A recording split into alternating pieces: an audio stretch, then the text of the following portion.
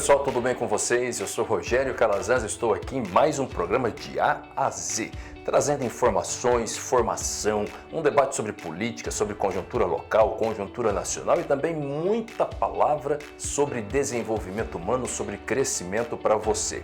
Você pode acompanhar o nosso programa de segunda a sexta-feira aqui na TV10 e também pelas redes sociais, Facebook da TV10 e também na minha página Rogério Calazans Oficial. Acompanhe as minhas publicações no Instagram, Rogério Calazans e também no meu canal no YouTube, Rogério Calazans. E vamos um pouco falar sobre conjuntura nacional. No programa de ontem eu citei para vocês aquela questão, aquela polêmica de Maringá referente à proposição da criação daquele conselho, o conselho para reunir as pessoas não heterossexuais, certo? Deixei bastante claro nossa posição de respeito a essa população, de compreender que um fórum de debates é legítimo, mas não podemos admitir nenhum tipo de fiscalização ideológica na nossa cidade e preciso apenas ressaltar que esse projeto ainda está na pauta. A pauta da Câmara Municipal foi apenas suspensa, mas deve retornar o debate desse projeto no começo de setembro. E é muito importante que você se posicione. Não se posicione contra as pessoas, não somos contra as pessoas. Posicione-se no sentido de garantir as liberdades individuais, o direito privado que as pessoas têm de tomar as suas posições, de viver a vida no estilo de vida conforme elas entendem que devem viver. E assim nós temos que conviver pacificadamente, mas o poder público, o Estado, precisa ter neutralidade. Ele não vai doutrinar nem para um lado e nem para o outro. Ah, mas e como é que fica as pessoas que sofrem violência, que sofrem discriminação? Essas pessoas já estão protegidas pela legislação federal, pelas posições do STF, que já coíbem todo tipo de violência e todo tipo de discriminação, e nós também coibimos. Somos contra todo tipo de violência e todo tipo de discriminação. As pessoas precisam trabalhar, as pessoas precisam estar inseridas na sociedade, independentemente da cor da sua pele, independentemente da sua orientação de gênero, independente de qualquer coisa. Isso é uma decisão privada. O que nós defendemos é a liberdade individual. É a escola pública não ensinar, não atropelar posicionamentos. E também, gente, agora eu nem ia falar sobre isso, mas agora que eu comecei, eu preciso encerrar, né? Tem um fator também que é muito importante, que é o seguinte: a gente tem também uma banalização da questão referente à fé.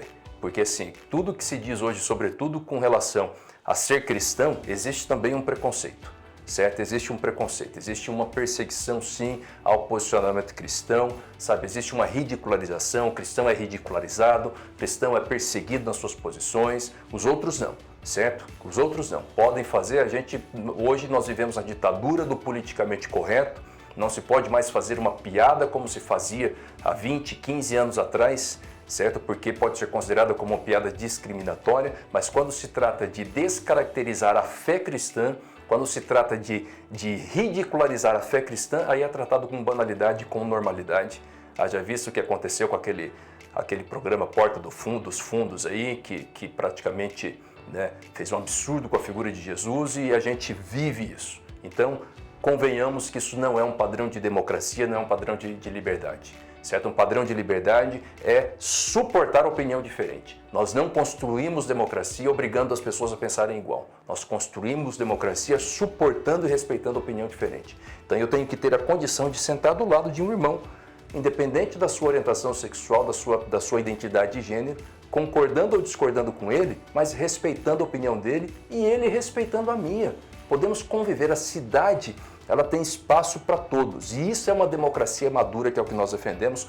Por isso não podemos admitir a implementação desse conselho com caráter fiscalizatório e deliberativo. Como fórum de debates, ok, ele pode existir, é direito, é correto, não temos nada a opor, mas como caráter fiscalizatório e deliberativo, jamais.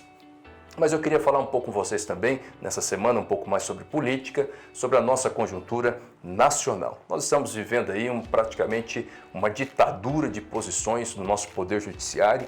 Temos tido várias prisões por opinião, por mais que tentem dizer que as prisões não foram por opinião, como a prisão do Roberto Jefferson, presidente nacional do Partido Trabalhista Brasileiro, PTB, por mais que digam que não tenha sido por opinião, as prisões foram por opinião sim, porque não existe crime concreto.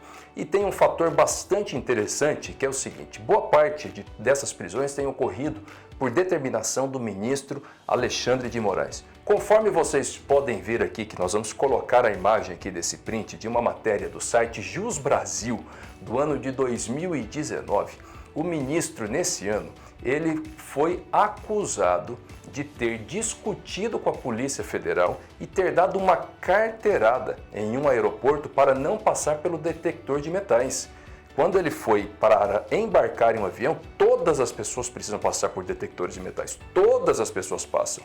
O ministro se recusou a passar pelo detector de metais e quando foi confrontado pela Polícia Federal para que ele cumprisse a legislação e passasse pelo detector de metais, ele discutiu e distratou o policial federal, dizendo que era um ministro do Supremo Tribunal Federal e que, portanto, estaria acima daquela legislação e que não tinha obrigação de passar pelo detector de metais. Gente, olha só que tipo de posição.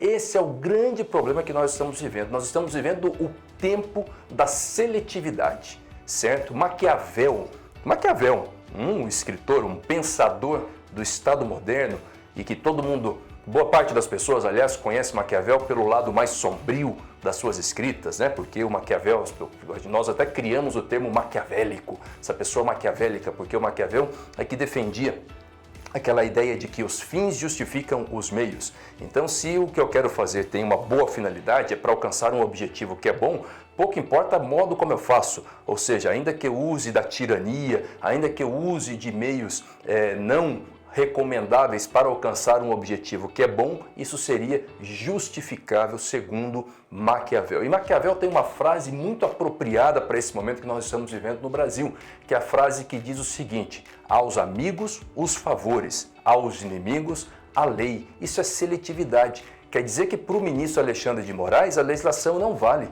Porque o que custava a ele se posicionar como um cidadão comum e passar pelo detector de metais?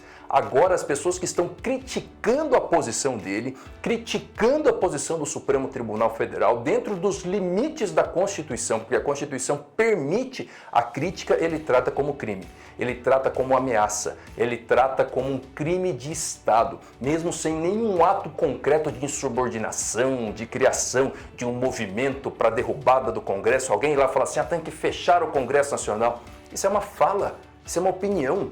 Certo? Não existe um movimento armado concreto para ir lá tomar o poder do Supremo.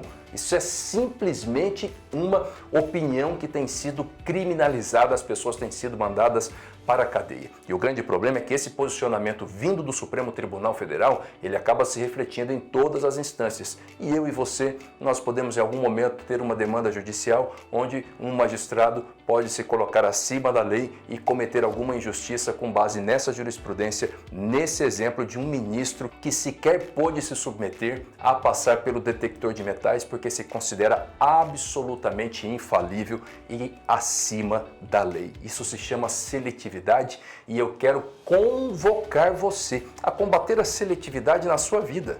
Cuidado com esse relativismo do que é certo e do que é errado.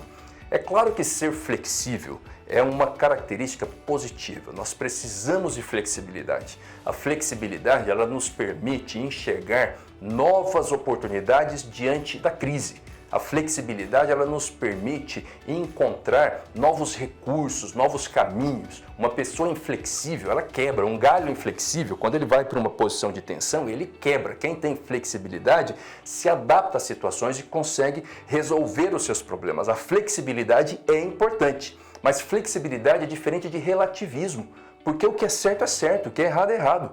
O relativismo, ele leva as pessoas a buscar atalhos. E a busca de atalhos não corretos, atalhos não legítimos para a vida, é fator de fracasso. Uma das formas que as pessoas de sucesso têm para alcançar o sucesso é exatamente não buscar atalhos, é fazer a coisa certa. Se você tem questão financeira para resolver na sua vida, comece a fazer poupança hoje, não busque atalhos. As pessoas que buscam atalho caem nos golpes, caem no golpe da loteria premiada, caem no golpe do Bitcoin, caem no golpe de tanta coisa errada que tem acontecido porque buscam fazer as coisas de forma mais rápida ou tentam transgredir normas locais para poder se dar bem em uma questão específica magnífica ao mesmo tempo em que critica um deputado que desvia dinheiro.